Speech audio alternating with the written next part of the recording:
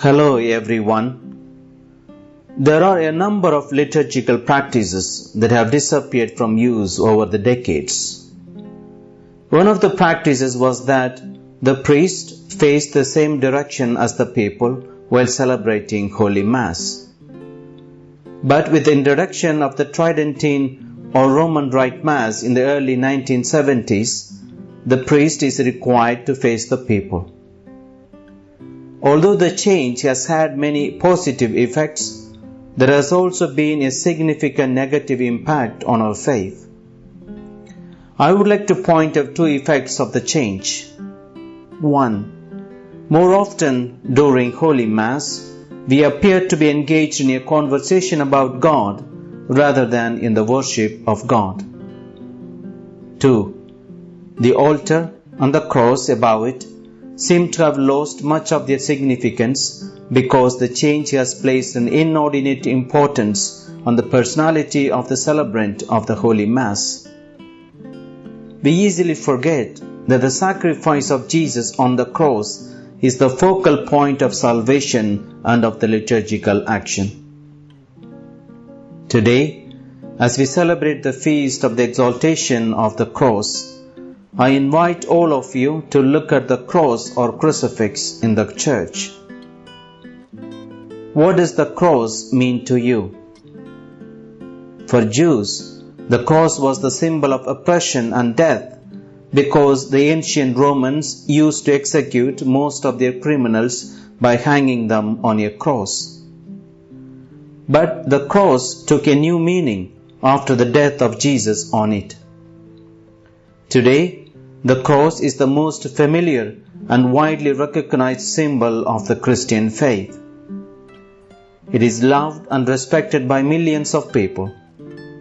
It is found on paintings, statues, jewelry, and so on. It is placed on the top of the buildings as a reminder of the presence of Christians. Some people wear one around their neck as a declaration of their faith in Jesus Christ. The Catholic cross is a crucifix with Jesus' crucified body on it to remind us of His suffering. Protestant Christians display the empty cross, emphasizing the resurrection of Christ. Many other Christian groups associate the cross with the exhortations of Jesus, such as, "If anyone wants to be a follower of mine, let him renounce himself and take up his cross and follow me." The cross is also manifested in physical gestures. We begin and end our prayers with the sign of the cross. Some of us make the sign of the cross when getting up in the morning, before leaving the house for work, before driving, when passing a church or a cemetery, upon entering a church, after receiving communion, and in times of trouble or fear or temptation.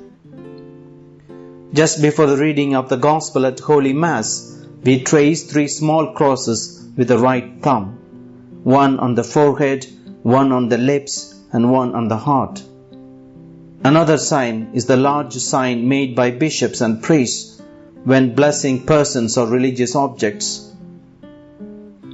Friends, whether you use your cross or crucifix in your worship, or wear it around your neck, or place it in your house as a declaration of your faith, or trace the cross on your body, the question I pose to you today is, do you understand the primary importance and value of the cross?